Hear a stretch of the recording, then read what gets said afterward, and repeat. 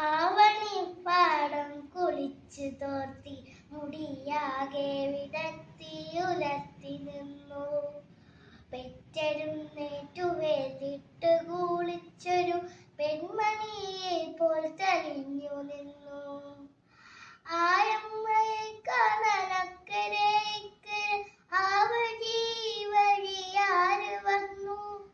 ഓരോരോ പായലും തങ്ങളിൽ ചൊല്ലി ഓരായിരം കിളിയൊത്തു വന്നു.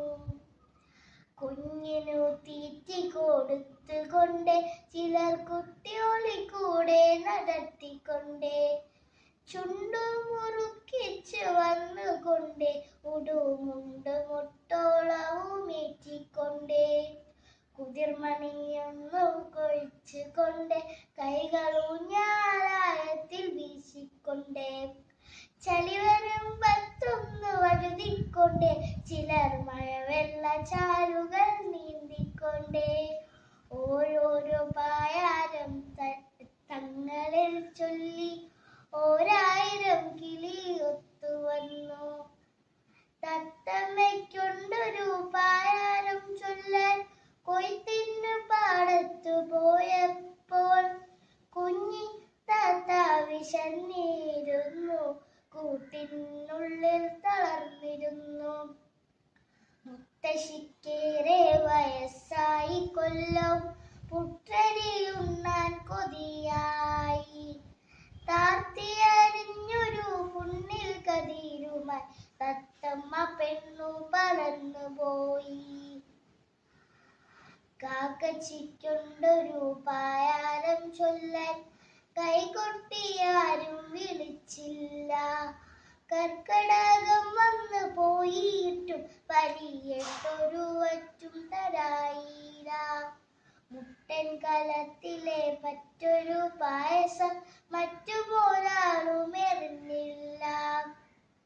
മഞ്ഞക്കിളിപ്പെണ്ണിനുണ്ടൊരു പായാരം ഉന്നതൻ കയ്യാണിറങ്ങുമ്പോൾ മുന്നാലെ പിന്നാലെ മാറാതെ കൂടിയിട്ട് ഇന്നാരം ചൊല്ലുന്നു മണവാളൻ. എണ്ണ പാടത്ത് കൊയ്ത്തിന് കൂട്ടുകാരെല്ലാരും പോണുപോലും ആണാ പിറന്നവൻ തിദേവരും പോലും മാണിക്കെടുപ്പത് കൊണ്ട് പുല്ലേ. കുന്നിച്ചു ചാടും കുളക്കോഴി കൊച്ചു പെണ്ണൊന്നു പുലങ്ങുന്നു നാത്തൂരോട്. ഉണ്ണത്തെ കാവിലെ വേല കാണാൻ ഇന്നലെ പോയി മടങ്ങുമ്പോൾ കണ്ണേറു തട്ടിയൻ കാൽമുടന്റെ എണ്ണയിട്ടൊന്നിങ്ങൊഴിഞ്ഞു തായോ. കുരുത്തോലനൊഴിയിട്ടുടുത്ത മുണ്ട് കുരുത്താക്കേടിനു ചരി പറ്റി. ആരെയോ പ്രാഗിക്കൊണ്ടമ്മ ചിത്താറാവും. ആവണിപ്പാടത്ത് വന്നപ്പോൾ ഇത്തിരി മീനെ പൊടി മീനെയൊക്കെ കൊത്തികൾ കൊത്തി പറന്നു പോയി. ഓരോരോ പായാരം ചൊല്ലി പിന്നെ ഓരോ കിളിയും പറന്നു പോയി. ഓരോ കിളിയും പറന്നു പോയി. ഓരോ കിളിയും പറന്നു പോയി.